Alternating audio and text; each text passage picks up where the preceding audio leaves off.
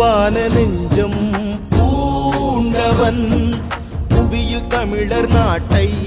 ஆண்டவன் தாய் மண் காக்க போராட காடேகினான் தமிழர் துன்பம் தான் நீக்கி நாடாக்கினான் மரணம் வென்ற மரபன் ஓர் மாண்பு காத்த தலைவன் உலகம் வியந்த ஒருவன் பூங்குயிரில் கலந்த இறைவன் ஓர் திறன் கொண்ட ஆளுமை வான்படை